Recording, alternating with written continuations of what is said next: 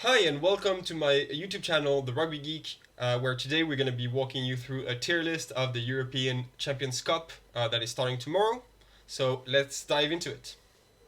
So before we get started, I just wanted to introduce you to the tiers that we're going to be ranking these teams on. So we have four tiers. The first one is going to be the title contenders, so the teams that I think really have a chance of winning the whole thing. Then we're going to have a look at the outsiders, the playoffs teams. So the playoffs teams are the teams that are going to make it out of groups, but not really further into the playoffs. And then the teams that are not even going to make it out of groups. So let's get started with group number four. So I think it's interesting to start with this group because it's a group where I think any team could really make it out, and any team could really be first. I do have a strong favorite though, and it turns out to be Glasgow. So I think there's a couple of reasons why I would put Glasgow as actually an outsider. So a team that actually can win the whole thing, but that's not going to be a favorite. Why is that? I think Glasgow has a tremendous team. I think they have like one of the best pair of centers in the championship with Tuipulotu and EU Jones. I think it's really good. You have a lot of really good players from Scotland playing there. So Xander Ferguson, Richie Gray, Adam Hastings. It's a really good team. They're doing really well in the URC. They're stomping a lot of the teams that they're facing, including the Stormers that are going to be part of this group. So I really believe in the Glasgow Warriors. I really hope actually they make it very far because if you look at it, they're actually with Benetton the only two teams that are not French, English, or South African. So I think uh, we really want them to do well, and actually that's probably something in the way this championship is built. I think, and let me know in the comments what you think, but it's really sad actually that we only have two teams that are not English, French, or South African. I would have loved to see Edinburgh. I think they're always a fun team to watch. I would have loved to see at least one Welsh team, but probably at least two of the Welsh teams. So with the Scarlets and the Ospreys, or Cardiff, or even the Zebra. So like it would just be good to see other teams. I think it's great that the South African joined, but I think it's definitely creating some problems for the other nations. Talking about South African teams, I think we can quickly touch on the Stormers. So the Stormers are on a really difficult start of the season. They only won two out of their six games in the URC. And they've taken some pretty big beatings. They just lost last weekend against the Sharks.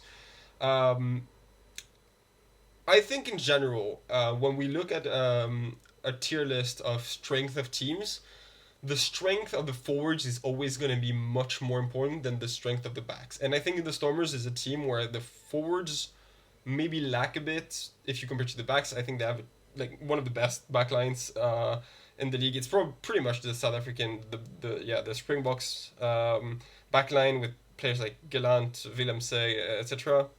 But I think in terms of their forwards, they're kind of missing.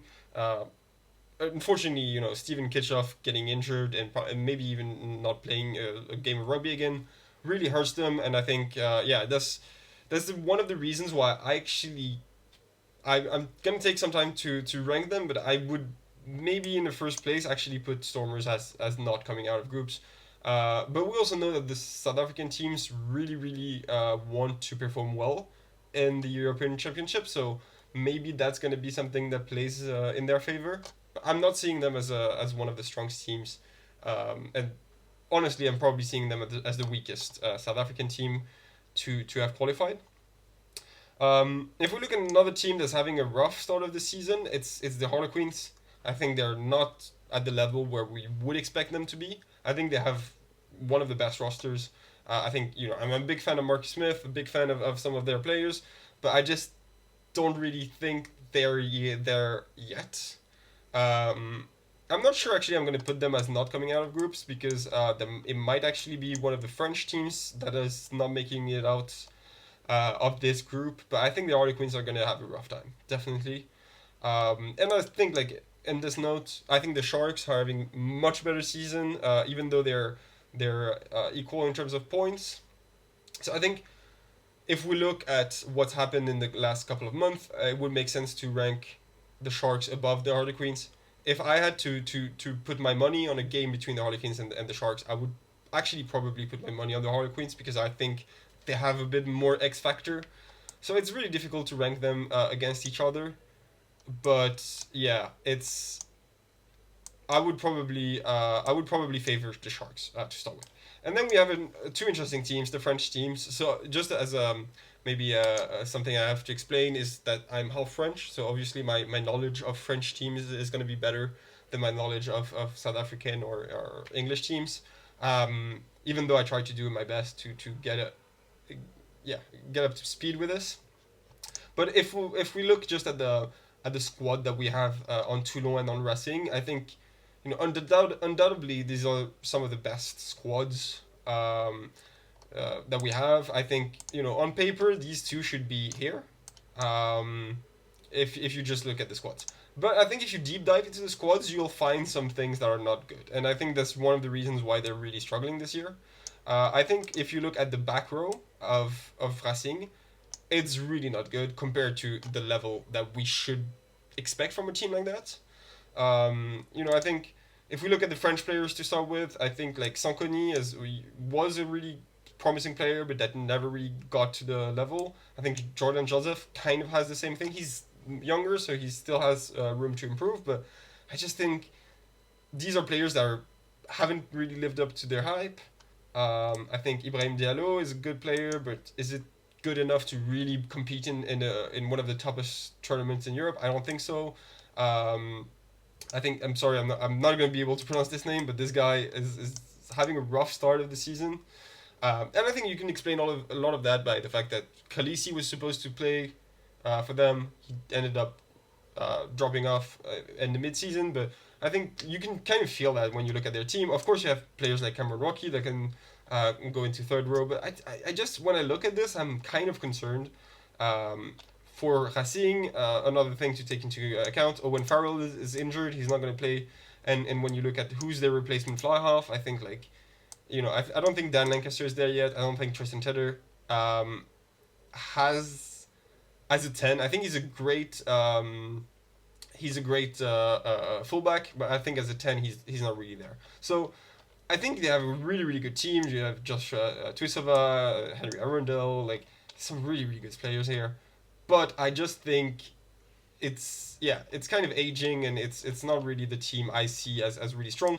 Now, if we have a look at Toulon, though, I think Toulon has a really strong team, and I think especially if we look at the back row, that was kind of one of the things I pointed for Racing that was lacking. I think they have a tremendous back row. Olivon is a great player. You have Ludlam and Issa, really good international players. Abadi, I think, is a really underrated player. He played some games for France. Kere Karaba he played for the under 20s last year. A really good player.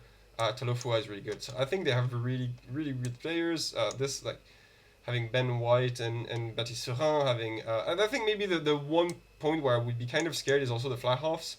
Dan Bigger is not there this year. I think he's 35. He's just that's it. Enzo Hervé, I don't really think he has the level. I've seen him play a lot. He used to play for my club, not really the level. And I think Garbici is probably the guy who should step up, but I have my reservations on his level at the moment. I'm sure he's one of the greatest tens of his generation, but right now I'm not seeing it. So that's probably the point where I would kind of be hesitant. Therefore, what I would say is probably something like that. Probably something like that. I don't think any of these teams is really gonna make it far into the competition, but they do have a chance. Perfect.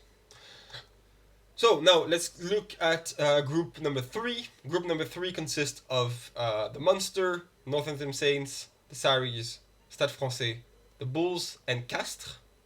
So already I think a little bit of a better group. I'm gonna start by just eliminating one club because I think they're really not on the same page. I think it's Castres. Castres is a good like top 14 club. I, it's a decent for top 14 club. It's not gonna be able to compete against some of the best teams in the region. I think the Bulls are having a great season. They're one of my really favorite teams to win it all. Um, yeah, I don't know so many players. I look at the squad. I don't know tremendous amount of players, but some of the players I know is like among my favorite players of all time. You have John Guthen, you have Willie Leroux, you have Arundel. I think they have a good team. I think they're performing really really well in the URC. So I'm definitely gonna put them in the outsiders, and I'm actually gonna put them as the first place outsider. I think that's gonna stay the case until the end of this ranking. I could put them in here, but I think when we look at the teams that are in there, I think they're still miles away from that. But they're definitely one of the strongest outsiders that we have. Great. I think Stade Francais is like I'm not gonna bother. Good team, great team last year. They've had some big troubles, a lot of internal drama. They do have the players, but I just think it's not really going to be their main focus, and it's yeah. I think French teams in general are not as good when it comes to these international tournaments. I think the Saints is a team I think is going to make it to the playoffs, but really they're struggling. They're having a really difficult season in the Premiership, and that makes sense because they lost their best player, who joined a club I like. They lost Courtney Laws. That's very sad for them. But yeah, I just what I've seen of them, they haven't really stepped up. They haven't really been able to replace Courtney Laws, which makes sense because he's such a good player that how do you even try to replace him? So definitely, yeah. I think the Saints are going to make it out just because Castres and Stade Francais is probably not even going to be uh, a strong competition for them. But yeah, in most groups they would probably not make it out. I think the Saris are also having a difficult start of the season. I think since 2020, since they got relegated, it's been difficult. I think they're on a path to be back. And I think just to finish off, I think Munster, I'm gonna rank them around here somewhere. I think uh, they're not really at the level that Munster was a couple of years ago. It used to be impossible to win when you travel. I sorry, I forgot the name of the park of the stadium. When you went there, it was impossible to win. I think now a lot of teams have proven that you can win it. I think it's still going to be very difficult. So I'm still going to put Munster pretty high up, but yeah, let's put something like that. I think that makes it. Dive into group number two now. So group number two consists of Benetton, Bath, Clermont, La Rochelle, Bristol, and Leinster. So this is a really interesting group. Maybe let's start with the most obvious one, which I think is just I think Benetton and yeah, I think Benetton. If we start I think they're a good team, but unfortunately, like at this level, I think they're really gonna struggle. I would put them above the French teams that are struggling, but yeah, that's more out of kindness than my heart. I don't really even think they. I probably think they're rather like the worst team in this tournament. Not really saying they're a bad team. It's just they would probably make a really good competition if they were in the Challenge Cup. But I think this level of play is a bit too high for them. And I think actually Clermont is not the same story. They have a really good team, really good manager. They should be making a really big statement here. But I think kind of in the same argument as Castres and Stade Francais, they're a French team that's more focused on top 14 than on this, and I just think they're struggling so much to be consistent in the top 14 that I really don't see that paying off. And I think this is a pretty difficult group. You have some really strong teams, and I just think Clermont is not going to make it past some of the other teams that we have here. We have some finalists, and we have some of the strongest teams coming out of England. So I think it's going to be really difficult. Even though they're a really strong team, that would probably, if they were in Group 4, probably be one of the top teams in the group. Now let's take a look at the two English teams in this group, and I think these are really two interesting teams to have facing each other in the same group because these two teams are definitely the top of the English league. Like Bath has only lost one game this season, and it was against Bristol. and Bristol has only lost two. So that's it's a really interesting dynamic they have. And I think it is really difficult to differentiate them. And I would actually probably put both of them somewhere here. Um, but yeah, it's really difficult for me to tell them apart. I think since Bristol actually won against Bath, I would put them above. And I think actually both of them, you know what, I'm gonna put both of them as title contenders. I think they're gonna be the bottom tier of the title contenders, but I do think they actually have a shot. Um, and there will be teams that will be difficult to face for even for the biggest teams. And we'll talk about the biggest teams. Let's just make this really simple. Leinster is obviously one of the best teams in Europe at the moment. I think they did some really smart targeted recruitment with players like RG Snyman, like Slimani. I think they're they've been building something really strong for a couple of years now, and it's just gonna be very difficult to stop them. I don't think there's many teams actually being able to stop them. I'm not even sure any of these two teams is able to, but definitely none of the others are. So like I think that's why it makes sense that they're here. The team that's been able to stop them in the past is La Rochelle, but I think La Rochelle. I want to show you something. Is just let's have a look at the age of the players at La Rochelle. So they have some really good players, some players that have been key to their success in the past that are just getting pretty old. And let's look at the players above 30. Joel Clavy, great prop, but he's 30. Antonio, great player, 34. And these are players that are pretty heavy as well. So like I think age matters more maybe for these type of players, and I think a player that's like that as well is Will Skelton. 145 kilos, 32 years old, and I think that's just take a moment to just talk about Will Skelton. I think Will Skelton is probably the best player to ever play. Um, in the European Championship, I think both when it was the H Cup and the Champions Cup, he's had such an impact. He was in the Saris when the Saris were just unplayable in the Champions Cup. And then he went to La Rochelle, and La Rochelle became unplayable in the Champions Cup. And I think the correlation to Will Skelton joining is huge. Like I think if the Saris never go down to second division and Will Skelton never moves to La Rochelle, we're not even talking about La Rochelle as a top team in Europe. So I think really he's such a important player, but he's turning 32, and like let's look at their locks. You have Kane Douglas, there's 35, Dylan, who's 31, Skelton, who's 32. And there's a lot of really key players like this. If you look at Botia, he's 35. If we look at Kerbarlow and Iribarren, the two nines, they're 34.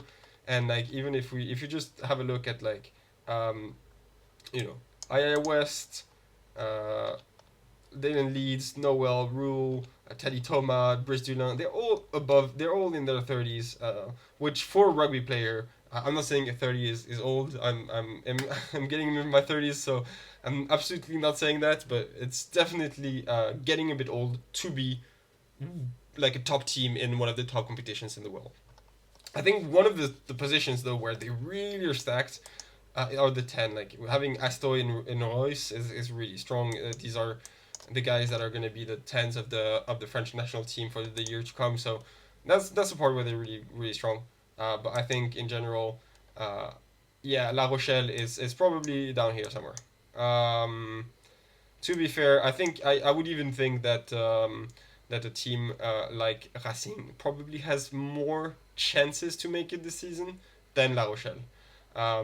That's maybe a bit of an overstatement, but that's just saying how much I think La Rochelle has stepped down from being one of the top teams to today, being at best a playoff team. Uh, yeah, I think it would be crazy to put them here. Um, I'm just thinking maybe these teams need to be put down because we don't have enough outsiders. But we'll see. Maybe the last group is going to change that all.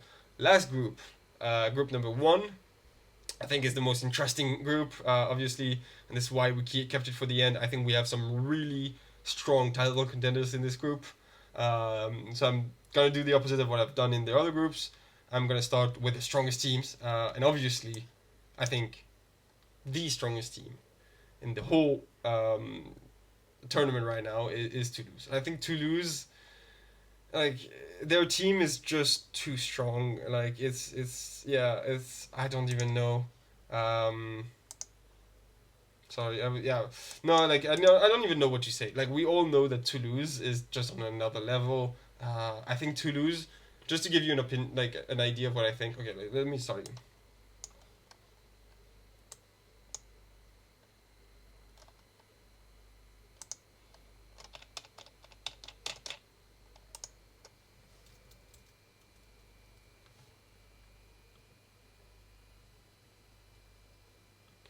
I'm just gonna open the page for Toulouse, and I'm gonna open the page for Bordeaux-Bègles, and I'm gonna open the page for gonna open the page for Bordeaux, and I'm also gonna open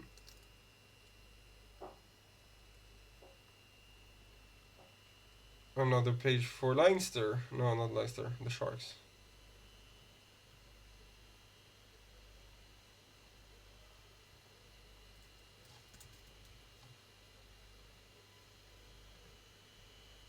Okay, clap. So, and now let's have a look at the last group. The last group is the group number one. Clap. So, so now let's have a look at the last group, which is group number one. Uh, Group number one consists of Toulouse, Bordeaux, Leicester, Exeter, the Sharks, and Ulster. And to start off, I'm gonna start by just putting Exeter as actually the worst team I think in the tournament. Not necessarily that I think they're the worst team on paper, but just I think like given the start of the season they've had, they still haven't won a single game this season. I just don't think there's going to be a priority for them to perform in the Champions Cup. And I just think in general, if you're performing like that in the Premiership, it's just going to be very difficult for you to perform, especially given the group that is probably the toughest group in the tournament. So yeah, I don't even think Exeter is going to win a single game here either. So I think it's going to be very difficult for Exeter. I think another team is going to be very difficult for is Ulster. But actually, yeah, no, actually, I think Ulster is gonna make it out of groups. I just had to think a bit. I think they're though not gonna be a strong playoff team. I think it's actually in my mind it's rather Leicester. That's not gonna make it. I think they've lost a lot of players between the seasons, and I just think they're struggling to come back to the level they had 2 3 years ago when they were really one of the strongest teams in Europe. I think that role now has been taken over by other English teams. I think England is really interesting for that. It's the paradigm shifts a lot, and yeah, Exeter and Leicester were top teams a couple of years ago, and you had the Saris, and now I don't think they're the top teams in their respective league anymore. You have Bath, Bristol, and even the Sharks that are a bit stronger. Talking about the Sharks, I think obviously the Sharks are a title contender. When you look at their team, there's no question whether they're a title contender or not. This team could literally win the World Cup. Yeah, you have really good players. Look at Ham, Mapimpi, Etzebeth, Kolisi, like some of the guys who have been really carrying the South African national team for a couple of years now. Will probably not be in the next World Cup, so this is probably one of the last thing they can do as a team um, to really put South Africa on top of the world. And I'm sure they're gonna try their best.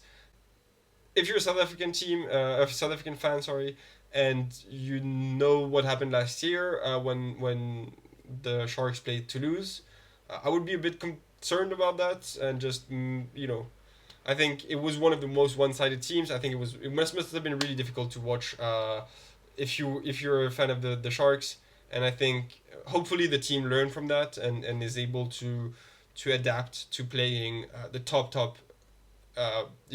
teams in Europe like Toulouse, because these are teams that require a certain adaptation to play against. Talking about Toulouse, I think Toulouse. Let's not keep the suspense during longer than this. I think Toulouse is the favorite at taking over the title again, at being their own successors. It's just they're just so good. Honestly, like this team is completely unplayable. I think honestly this team would beat the French national team.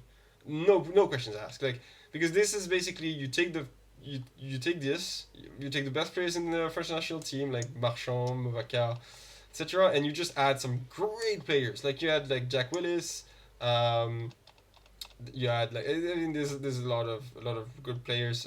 Peter Aki of course, and yeah, no, Black Herringhorn, Malia, and you just add that on top of like players like Dupont and Tamac, Thomas Ramos, Capuzzo is not French though, but yeah, you just it's and Meafu as well, which I think I was praising I was praising Will Skelton earlier for being probably the most influential player of this tournament ever, and I think Meafu is kind of just the copy of Skelton, but younger, and I think that's just this guy is going to be so strong.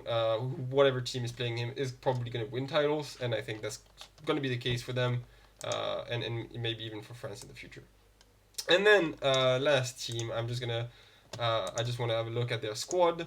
So if we take a quick look at their squad, I think they have also one of the best squads.